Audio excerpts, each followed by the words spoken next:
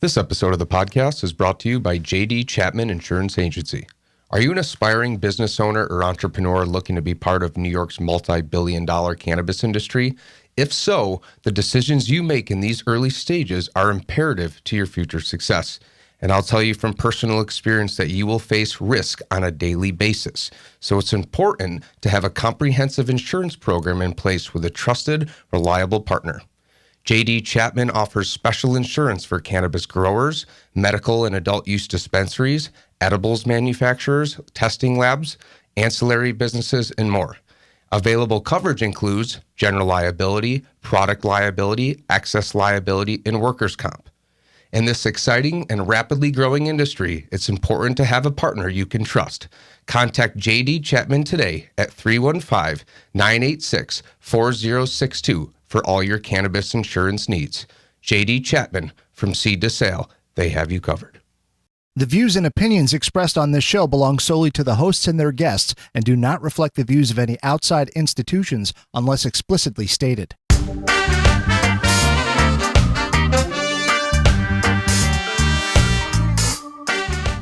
What's up, everyone? My name is Steve Vanderwall, and I'm the host of Cannabis Cum Laude, a podcast devoted entirely to cannabis.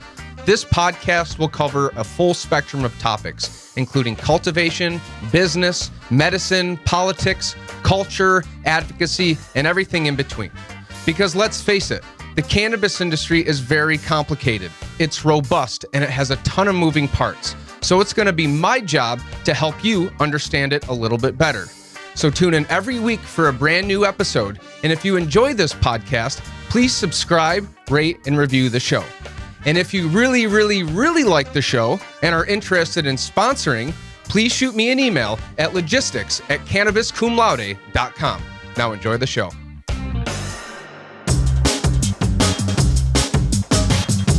We are coming off a very exciting and very informative day one of the Cannabis Education Series and Workshop, which was held at Innovation Square in Rochester yesterday. Today, we head to Finger Lakes Community College in beautiful Canandaigua, New York, for day two of the Workshop and Education Series. A lot of heavy hitters today, a lot of big names sitting on the panels, and we had the opportunity to sit down and chat with them. Enjoy.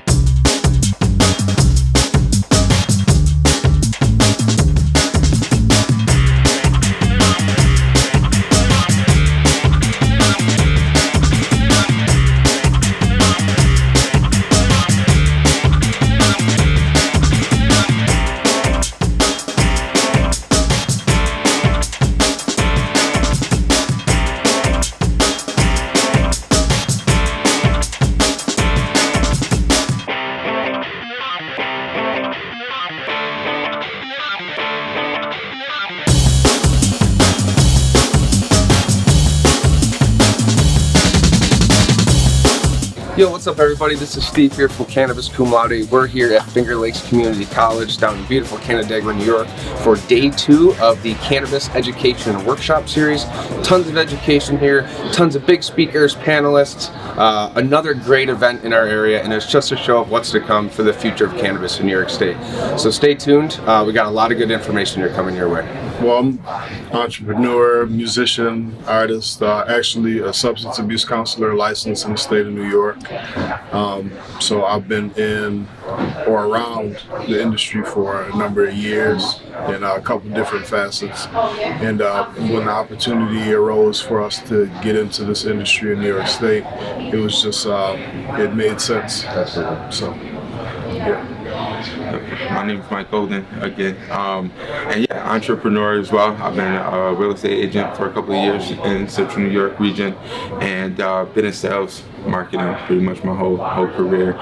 Me and Byron actually go back to 8th grade, so we've been friends for a long time and kicking around ideas for a long time about different business ventures. So last year about this time, we were actually maybe like a little earlier, maybe like February, we were kicking around ideas for like a hemp CBD bar and infusions, and then hopefully transition one day, maybe like thinking maybe like a year or two down the line when, you know, THC becomes legal, we can switch over to that, and then boom, like March 31st last year, and then it's just been a whirlwind now, you know what I mean? So it's just so exciting to be a part of the upcoming industry. It's like a once in a lifetime opportunity for all of us, you know. It's like being at the front door of the internet, you know. Absolutely. We'll ever get another chance like this. Yeah. Talk to me a little bit about the higher calling. What is the higher calling? We started it as again, we were gonna go with maybe the hemp cafe, and we were talking about that, and I thought it was a cool acronym just for marketing for like, you know, THC being the acronym. And then we're like, when actually cannabis becoming legal, it's like could be misleading, so we're kicking around some other names, and we're also like motivational, spiritual guys as well, and have that tied to cannabis too.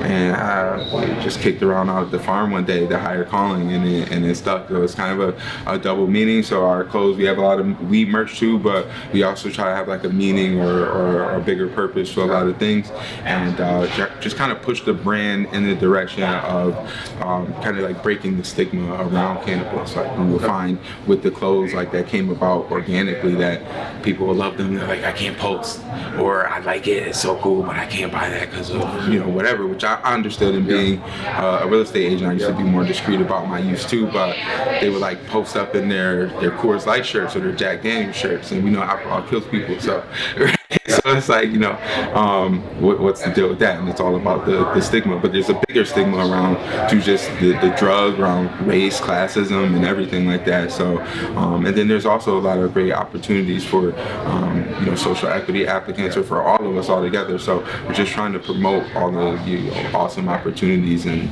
positivity that this is going to bring to the state. Oh yeah. So let's assume that regulations are out, licenses are available, everything's kosher. What's your end goal?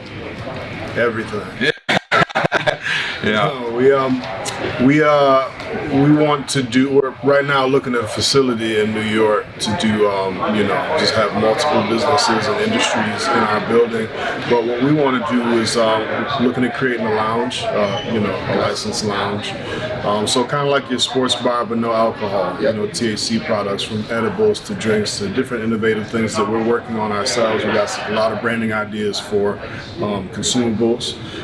So we're looking to go that route, but nothing is off the table right now. You know, we have to see how licenses roll out and what the opportunities are, and, you know, so we've been planning for a while. We got some more to go. You know? Yeah, it's one of those things where there's literally so much opportunity, and as entrepreneurs, it's like hard to stay focused. It's like, oh, what about this? And what about this? Especially in new space. Right. But it's also one of those things where we're missing a lot of information and regulations. So it's kind of a hard thing to balance, like the excitement and the entrepreneurship and the ideas, but also trying to stay focused on, you know, when do the regs come out? We're all missing, you know, a huge chunk of the information. We're all kind of guessing. We're all trying to, kind of guess what's going to happen with the regulations, but I think everything will be a lot easier and clearer when we have that big piece of information, the regulations and licenses. Exactly. Because our dream, I would love to have a micro grow with a lounge, like a micro brewery, where people could come out and check out your craft cannabis and hang out and enjoy your vibe and music and everything like that.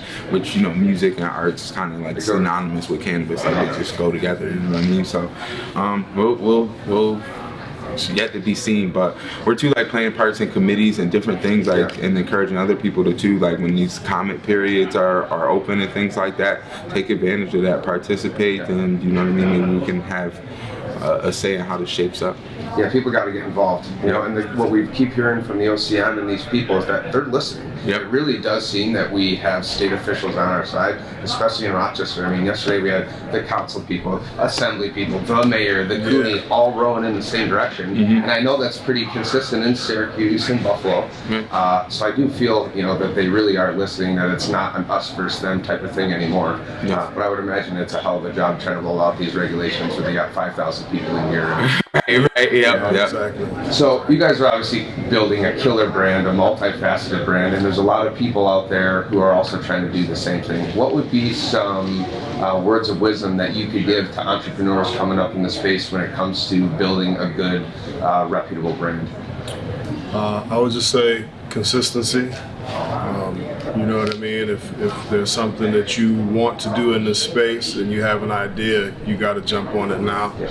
Don't wait until everything rolls out to have some plans in place. I mean, we've been talking about stuff for over a year. You know what I mean? Just planning little parts and pieces so we can be ready for when things do happen.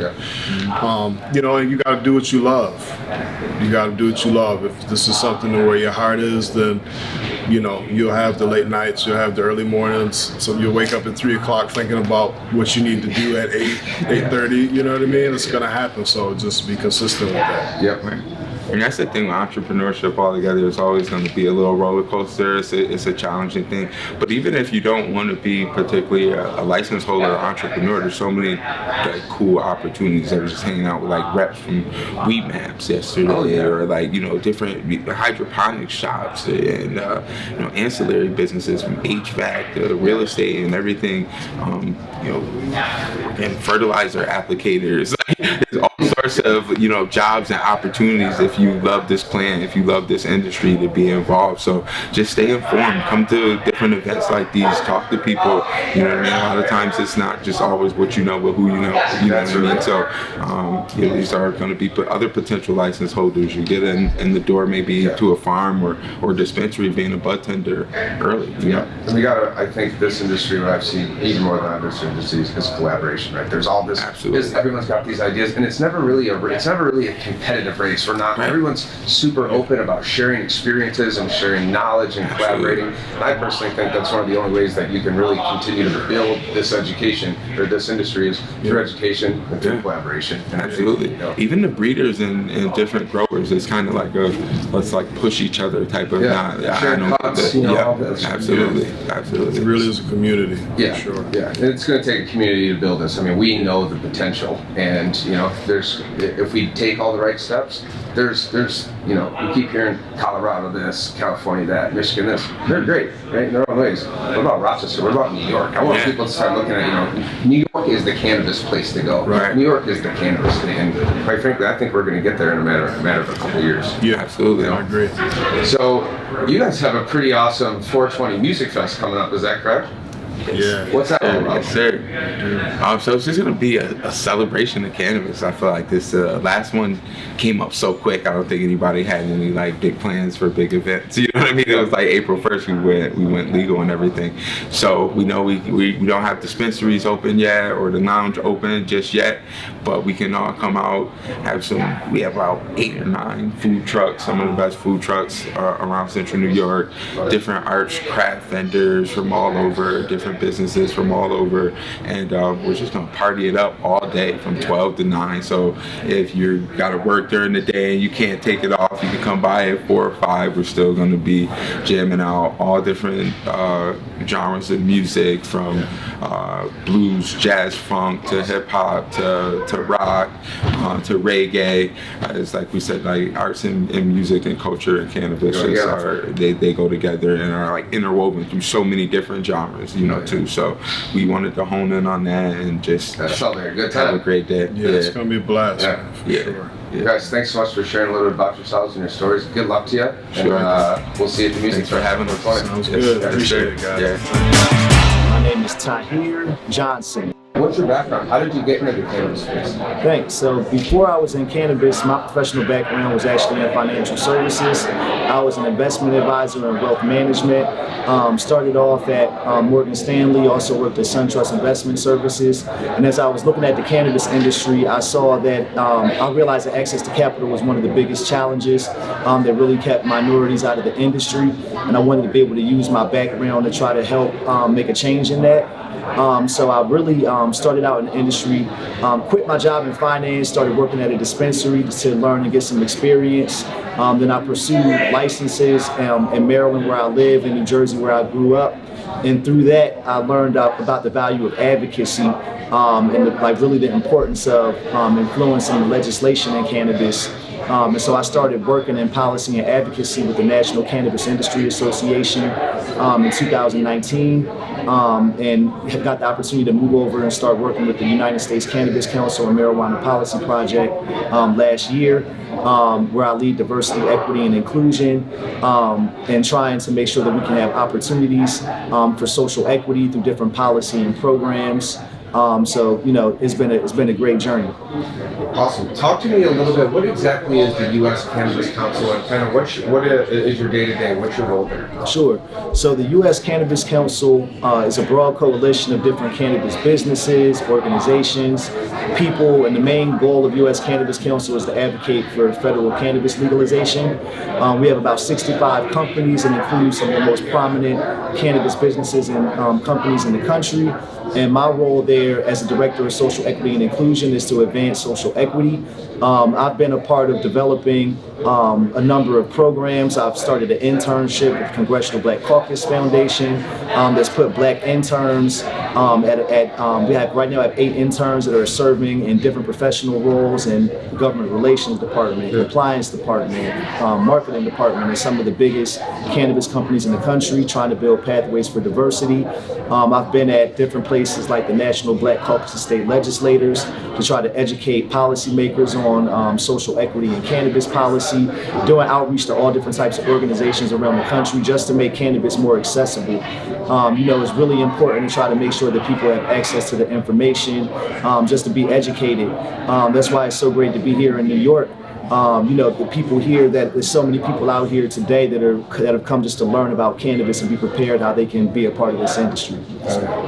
Talk to me a little bit. What exactly is the Marijuana Policy Project? So this is an institution where, in my advocacy days, we are referencing a ton of their literature, a ton of their studies. They have been a great source for information for advocates, for business people, for everybody. Talk to me a little bit about what that organization does and what your role is. For sure. So Marijuana Policy Project, I think it's best said our motto is we change laws, we change lives. Marijuana Policy Project is a great legacy organization that's been around. We've been the part of legalizing cannabis in more states than any other organization. So Marijuana Policy Project has, we're really leading the grassroots campaign to legalize cannabis all over the country. I had the opportunity to work with our different departments and again help to focus on social equity. Some of my work has been to educate different stakeholders in the industry, be it municipal representatives, different people on cannabis policy, and also working together with our CEO and again just to provide resources to help people legalize cannabis and make sure that it's equitable and inclusive as that gets done. One question that I like to ask everybody, because it seems like there's a million challenges, but to you, what do you think the biggest challenge is in rolling out a new state market, like what's happening in New York State right now? The biggest challenge is every market is different. I think one of the things that people are really focused with is that I think is important to make sure that in New York State, people from New York State have access to the opportunities. But then also, cannabis has become such a capital-intensive and compliance-intensive industry. So one of the biggest challenges has been how do you take people that have been the most harmed by the war on drugs, people that have been a part of this legacy market, and actually give them opportunities. If you look at the data, right, most of these social equity programs have not really been successful in doing that. But I think we're getting better. And like I said, I'm hopeful that New York State, it seems like they've gone through a lot to try to make sure that the program is equitable, even the fact that they're holding the market up, right? Some people are upset that that there aren't businesses open, but what they're doing is giving the opportunity for people to be the first in line, to open up businesses. So that's important. They're giving access to capital, that having the $200 million fund, that's a game changer for people to be able to have the money to do it. But like I said, I've been saying just for the past couple of days, I think we can look next door in New Jersey to see how successful that social equity program was, because they were very similar in the goals. So in New Jersey, they just announced the winners of the cultivation and processing licenses last week. And of the 68 conditional licenses that were awarded, 33 of those went to African Americans, about 9 went to Latinos, 17 to whites, and about I think like 6 or 7 of them went to agents. So you see where it's a very diverse offering of people that got the licenses. Not just people that have the most money or connections or So it's like again, that gives me hope for where cannabis and social equity is going. It's something that's really frustrated me about a lot of these states is everybody is parroting social equity this and racial justice that, but they're not actually putting in their money where their office. A lot of it is talk. What I think is really cool is New York State, really, and the regulators seem to really taking it seriously and really making sure not only are we going to talk about implementing a program that revolves around social equity, but we're actually going to do it. We see the OCM reps up there saying, hey, we've given out the licenses to the distressed farmers. We're giving out retail licenses to people hurt by the war on drugs. That's really social equity at its core. I'm really, very, I'm thrilled and happy to be a New Yorker right now because it does seem that the state is listening to the people who are advocating for this. So what's one thing that, either you're working on right now that you're really excited about, or one thing that in general that you're really excited about as we get towards, licensure and the real rollout of the industry? To be honest, the biggest thing that I'm most excited about is that I personally applied for a license myself in New Jersey.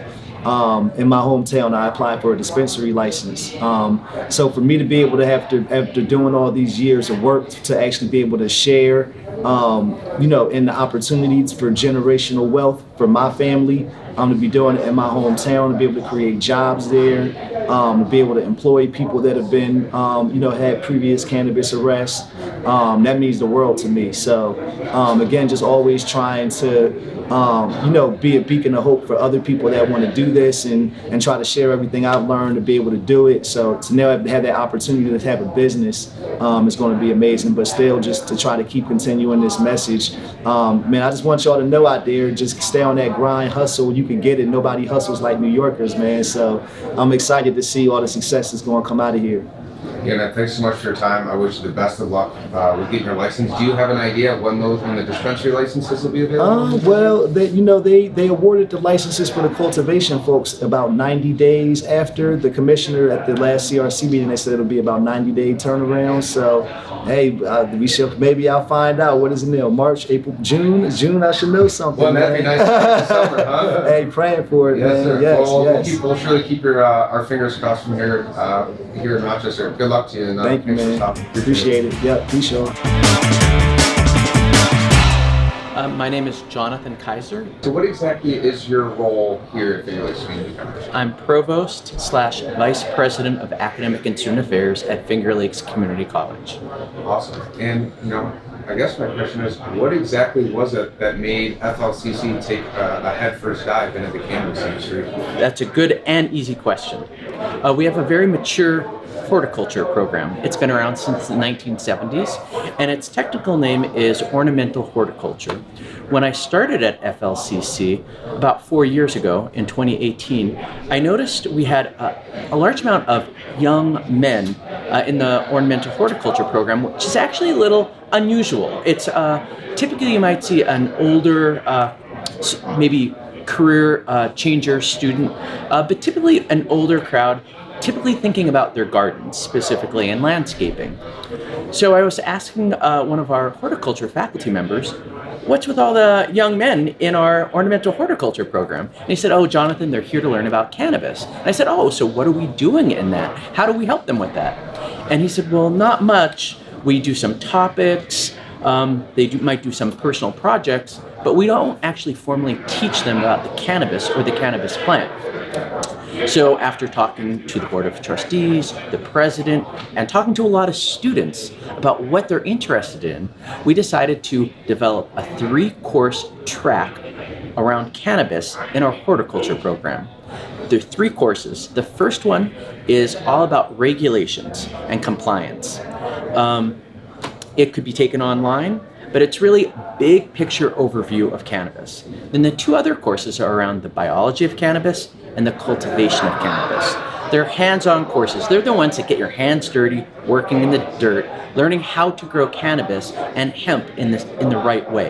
Now, cannabis is the scientific name of the plant, so I'm always going to be talking about it in terms of cannabis, but marijuana, hemp, it's all really just the level of THC or CBD in the plant. Absolutely. Now, since you guys have formally launched this curriculum, have you seen any changes in enrollment? Absolutely. We've seen a steady increase until this fall, and then it skyrocketed. So this fall we've seen a huge spike, and I don't know the exact numbers. It's definitely over double. And we're hoping to continue that trend by offering more and more courses and developing the courses and the programs that both the industry needs and that students are interested in. Absolutely. So you got 3 courses in the curriculum under your belt. How does the program continue to develop? Do you have any new courses on the horizon? What is the program looking like over the next year or two as the industry rolls out? Sure. There's 2 additional tracks that we're looking to develop. One is about entrepreneurship and business. So entrepreneurship and business, how to develop small businesses. So this would be about marketing, finance, HR, all the competencies and skills that a small business owner would need to know. That's one track. A second track is a little more technical in nature. It's about biomanufacturing and plant propagation. So this has to do with propagating plants, but also the compliance and regulatory testing. So to make sure that once you grow the plant, depending on the environmental conditions, it has different levels of THC, CBD, and that's what differentiates it between marijuana and hemp. So we need to make sure our students understand how to test for those molecules so that they can know what they're growing in a sustainable way. Absolutely. And John, finally, what's something you're most excited about as the industry starts to roll out? What I'm most excited about, we're developing a new degree program. It's called an AOS. It's an Applied Occupational Associate's degree. And this is really a degree program, a 2-year degree program designed to get people the competencies they need regardless of what that is. So let's suppose you're interested in working in the cannabis field and you want to learn how to grow, but you also want some legal compliance. You could build your own degree. It's an individualized degree program. So with very little gen ed requirements, you basically build what you need. So you can take our 1-year paralegal certificate program and pair that with a 1-year horticulture certificate program, put it together, and you have a full degree. So we're trying to build the most flexible degree options possible so that we can meet the needs of this new and emerging industry. Jonathan, on behalf of the industry, thank you so much for spearheading this. You guys have an awesome team. What you're doing here at FLCC, it is as clear as day, is profoundly impactful to our industry moving forward. So thank you, and good luck to you as the year progresses. Thank you, and thanks for all of us. Thank you for for being pioneers in this industry. Thank you. Jessica Shelp. Tell me a little bit about your background in the cannabis industry. I have been doing this for 31 years. I started because I needed to buy school supplies for myself, and it just generated from there. There was a need. And then I had some medical issues, and cannabis became more than just fun and a way to make money. It became a medical necessity. Been doing that. Started vending recently in the Rochester area about a year ago. Been doing that for a while. It's been fun. It's been good. Met a lot of really great people. Enjoying the community. I'm opening a wellness center in East Rochester, New York called Grassroots Wellness NY. Trying to make that a really good educational space for people, and I also want to showcase local vendors. I'm starting a nonprofit with my female attorney, MJ Morley, and hopefully the Canna bookkeeper. I'm having a meeting with her. Cool. Yeah, it's fallen through twice, but we're gonna get it. We're gonna get it. I know it. I'm putting it out there in the universe. That's exactly it. So that's happening along with the female grower, and then I'm going for my micro business, and it's all going to be housed in a facility in East Rochester. And I'm looking to educate and mentor anyone I can in this space.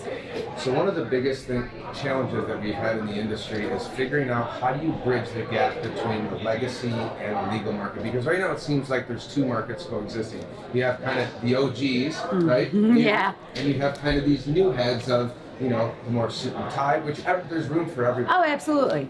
How do you as a legacy market operator, how do we build that bridge to make somebody like you, who's been there, done it, proof of concept, has a brand, has a business, to feel comfortable coming and showing face at events and get involved in the legal market? What does it take to you? What does it take to legacy market operators to make that happen? That has been my biggest challenge for a multitude of reasons. One of them being, so I've been a legacy operator for however many years.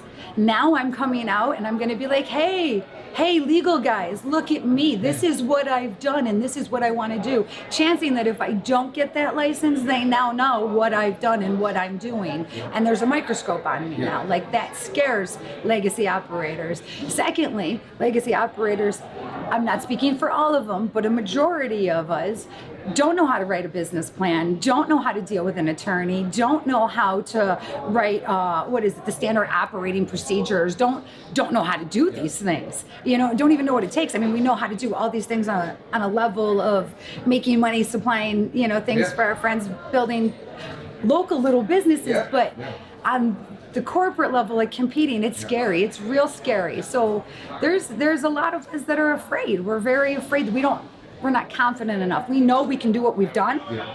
We don't know that we can compete in the level like Marlboro and Pepsi and all those other guys, because that's who's coming for us. You know what I mean? That's who's coming for us. So there's a lot of us that are scared and want to stay underground, and they're like, so you're going to get your license? And they're like, nah, dude, I'm just going to stay under here. But for the rest of us that are trying to get our license, we're like, but really, we don't want you to stay down there because you're going to screw things up. So how about I want to be the person, okay, you want your small grow and you can't afford to do the grow and blah, blah, blah. How about you become a grower in my area? You know what I mean? In my micro business. You make your edibles and you make different stuff than I make. Instead of me learning how to make your stuff, why don't I carry your stuff? You know what I mean? That's what my vision is. And then educating the community. So instead of a welfare line, there's a line at the wellness center to sign up for the classes to learn a trait and then get put into a job at many of the local other facilities that are affiliated with my facility. Yeah, it seems like there needs to be a lot of mutual mentorship on both. So, agreed. There's some aspect where we need help with business plans, we need help with bookkeeping and finances, all the technical business stuff. But let's not forget, it's hard to run an above ground business. You need to be even more sophisticated to run a below ground business. Right? It's all the same principles of running a real business, but evading criminality. But see, we don't realize that. We don't realize it was harder for us to do that. I don't think we have the confidence in ourselves to be like real true business people, because think about it, we've been drug dealers for years. We've been trying to hide the fact of what we do for years. People look down. You can't go to the bank and be like, hey, you can't go to your lawyer. Well, normally before you couldn't be a normal person and be in the cannabis industry. That wasn't like a real thing forever. So that it is now, it's scary, and we definitely have to learn how to bridge that gap. It's so weird, just 5 years ago, we're all hiding underground. Nobody in a million years would come to an event like this and show their face. All my grower buddies who are big time growers, if we come to this event, no chance. I still have people that won't show their face. Oh yeah. And now it's people are begging the legacy market. We want you to show your face. We want to help you. We want to give you the licenses. But I think having people like here, like you, a big grower in the community, Dr. Dankenstein was here. Love him. I'm trying to collab with him right now. We need the legacy heads to come here, show their face. There's a level of risk that's going to happen. Oh, absolutely. They're putting a target. Yeah. But I do firmly believe that the state is in this for us, that they're not trying to backdoor us and screw it. I believe that true. I absolutely believe that to be true. And everybody's like, oh yeah, but there's the cease and desist, and there's raids going on, and there's this going on, and there's that going on. Well, the OCM guy that I just spoke with, Mr. Rogers, explained to me, if you get that cease and desist letter, that's your warning. They're watching you. If you decide to continue on, that's when they're coming for you. Don't be stupid. Don't be stupid. Like, we're here to help you, he said. Like, we want you to get your license. We want you to be in the industry, but we also want you to follow rules and be respectful. And Yeah. So You just got to be smart. We're all going through this weird time where we're trying to get ahead of the game. Because if you start when the licenses are out, you're too late. And way too chances late. of catching up is probably slim enough. Never so gonna we're do at this weird time where we're building businesses, we're building brands, we're shaking hands, we're kissing babies, we're going to all these events, but also trying not to get too big or break too many laws or tiptoe over that line too far. That's where it exactly becomes right. problematic. You know, Yeah. how as a successful cannabis business owner and a legacy operator are you kind of building this brand and building your name in anticipation of getting this license? I think it's easier. Like I've been building my brand and building my name through basic customers that I've built over 31 years, and then continuing to expand into the business and vend in the local Rochester area and in the Syracuse area, and then a few in the Buffalo area, and just kind of grow. But because of the regulations that have come out, you know, and the different rules, which are fine, my labels have come off. Everything has been reworked, but I will not sacrifice the fact that any edible I make is labeled that there's cannabis inside, is labeled what it is infused with, and is labeled how many milligrams it is, because I will be damned if any of my edibles are ever in reach or mistaken by anyone ever, anywhere, or someone younger than 21 or someone that doesn't want that in their system can get a hold of it. Absolutely. Yeah. And lastly, what is something that you're most excited about, or even better, in terms of licensure? You know, what types of license are you looking to get in the future, and what's something that really excites you about moving forward? I'm looking to get into the micro business because I want to do it all. I want to do it all. And with that being said, that plays in hand with the wellness center and the nonprofit with the educational, because if I'm going to do it all, I want to be able to teach it all and then put these people into a job. You know what I mean? I want that. And Glenna has been a huge. She's amazing. Her mentorship program is amazing. She's definitely, you know, someone I look up to. Well, it's really cool. When you say micro business, that's been something that's been at the back of my mind. That's what I really wanted, the micro business. You have to, right? And everybody's kind of, you know, getting nervous about cannabis, and we got to get all this big real estate. But as legacy market operators, you know damn well, if you are a master of your craft and you know what you're doing, you can build serious wealth in a very small small space. Even when doing it in the basements, making buku dollars since cannabis was, you know, made illegal back in the 1930s. You don't need an airport hangar. You don't. I have never had an airport hangar. I have never had a storefront. I have never had any of that. And I have done just fine in raising my daughter. My key whole drive for this. First, it was all about buying school supplies and keeping myself in money. Yeah. You know what I mean? Yeah. So I lived a normal life, you know? And then when I had my daughter, it was all about supplying her with anything. I never wanted her to come home and be like, Mom, I want to join lacrosse. And I'm like, oh shit. How am I going to afford that as a single mom? There's no way. There's no way. I never said no to her about anything. She is graduating from a private university in May, debt-free. You know what I mean? And I did that because of legacy. And I never needed a warehouse. I never needed a storefront. I never needed any of that. So I know that I'm going to be successful, and I want to make as many people around me as successful as possible. Not to mention, could you imagine trying to manage a 50,000 square foot garden or manage any of the... No, because then craft cannabis goes out the door. Out the door. I want to create generational wealth for myself and everyone else around me. No, for real, like there's 2,000 homeless children in Rochester right now. In 5 years, I don't want there to be one, because I want those mothers to have some sort of trait that they learned and are now able to open their small micro business. Yeah. And then it just snowballs. Snowballs, exactly. That's a dream, right? We're gonna make it reality. We are. Rochester, we're gonna change this place. I appreciate, you know, people like you who've been doing it, you know, longer than most of us have been alive, longer than probably anybody here, coming here, being a face, being a voice. That's the shit that really matters, and that's what's going to push us forward. So thank you so much for talking to me. Absolutely. Thank you. I appreciate you. Have a good one. Sweet. Well, that's a wrap for the day, everybody. We just finished day 2 of the Cannabis Education and Workshop Series. Yesterday was at Rochester at Innovation Square in downtown. Today is at the beautiful Finger Lakes Community College campus. Again, tons of rock stars, panelists, industry experts, legislators, both local and state, and legacy market operators all coming here for one cause, and that's to push the cannabis industry forward in our area. So until next time, we'll see you later.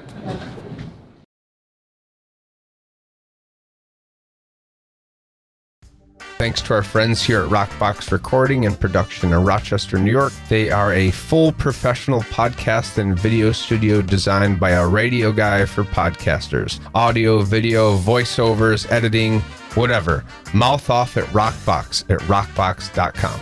You can follow Cannabis Cum Laude on LinkedIn and all other social media platforms, as well as Cannabis. And if you'd like to help support the show, search up Cannabis Cum Laude on Patreon. And of course, all of those links are in the show notes. Thanks for watching and listening.